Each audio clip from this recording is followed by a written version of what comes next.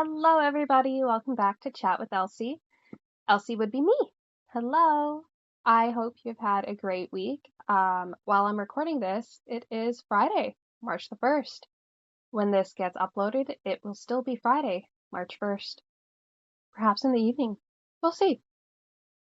Let's see, what have I gotten up to this week? I actually had a relative recovering from surgery here, so I was bonding with this individual and entertaining. It was great, honestly. During the week while this individual was here, we would just have coffee in the mornings and chat and watch something. And then when they were ready to go relax, I would just pop over to the gym, pop over to work if I needed to. Let's see, what else have I done? I got my nails done. Okay, funny story already. Okay, so this has a bit of a, not a lesson. It's not a lesson, but I guess there could be a deeper meaning to it. Because I figured out maybe there is a deeper meaning to it for at least me, based off of I just had therapy. Okay.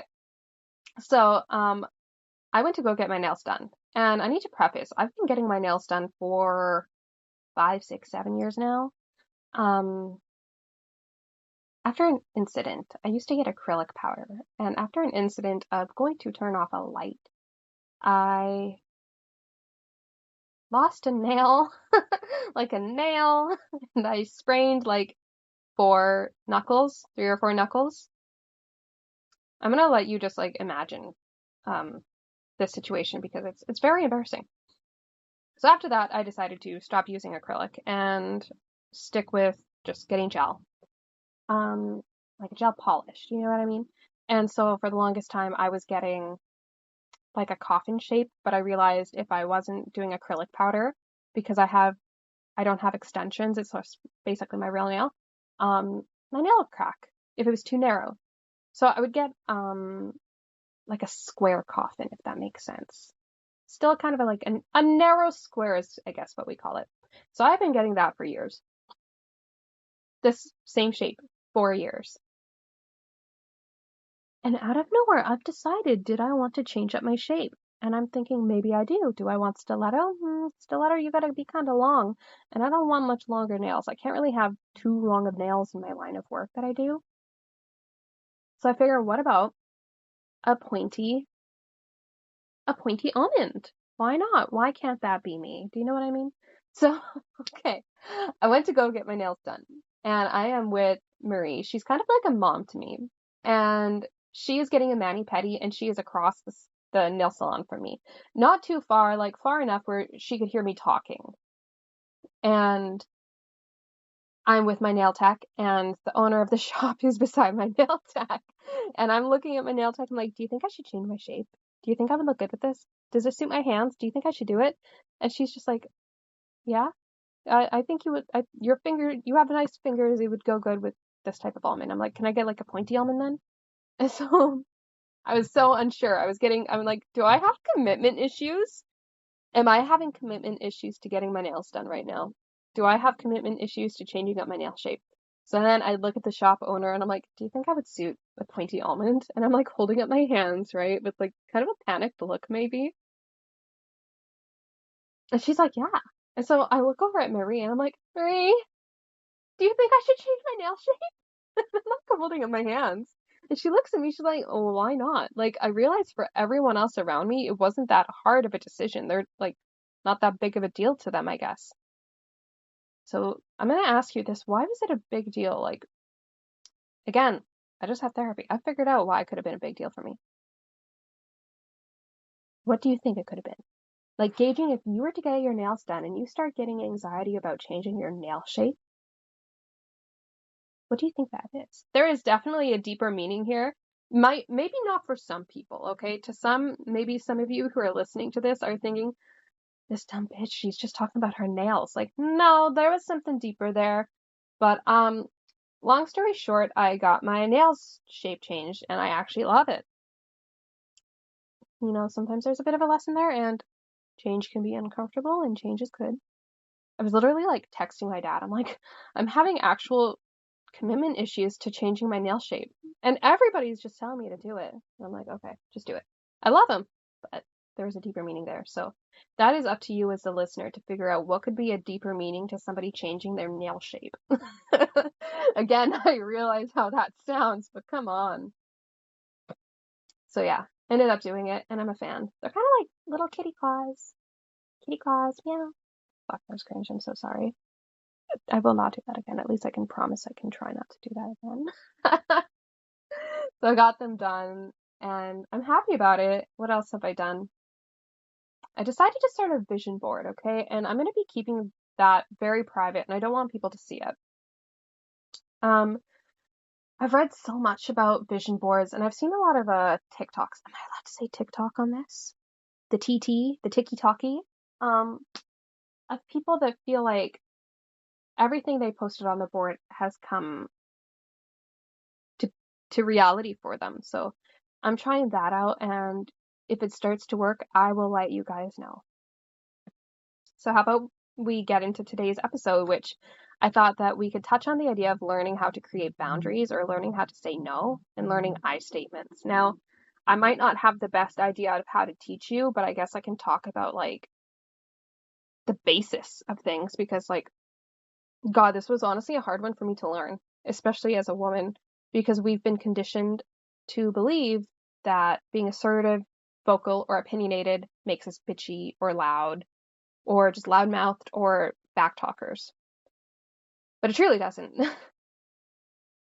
Learning to say no and learning to create boundaries was a hard one for me, and it went hand in hand with understanding I statements. I used to want to get into journalism, right? And I didn't, but I found out I had a good little niche for writing. And I remember learning, and this oddly actually came up in therapy one time, but the impact of I statements. I feel, I want, I need, I know. Starting your sentence with an I kind of gives a sense of confidence and awareness in your statements that you're about to make, which isn't always an easy feeling to come across when you aren't good with setting boundaries just yet, or in a sense, you're not good with standing up for yourself just yet, standing in your power even. And a lot of the time when you're in an argument or some form of confrontation, no one wants to hear a sentence that starts with you.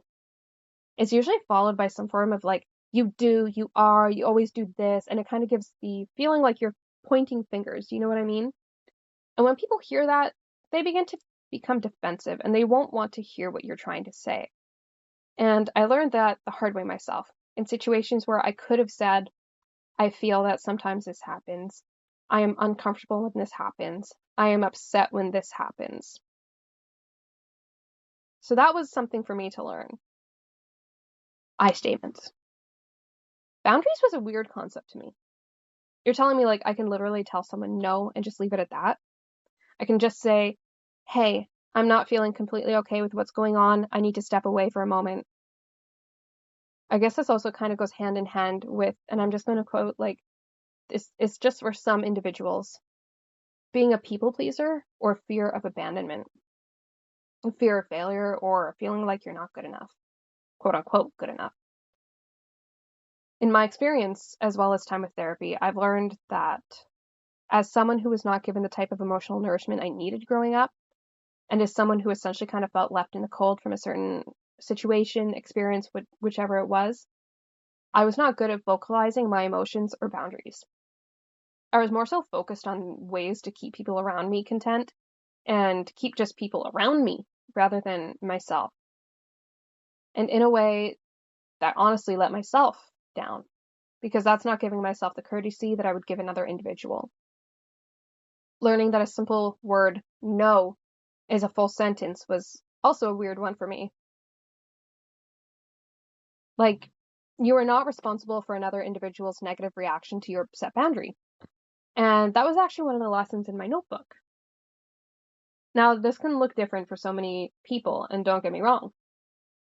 You can easily just say, no, I'm not going to say easily. That's the thing, because I understand that this could be new waters for people. So these are just going to be examples of things that people can potentially add. Potentially? Hoped. I am not comfortable. No. And if someone's going to snap back at you, how you're whatever, I don't know, upsetting them, making them feel bad, whichever it may be. And this inevitably will make you feel guilted. Maybe make you want to take back your words. Don't.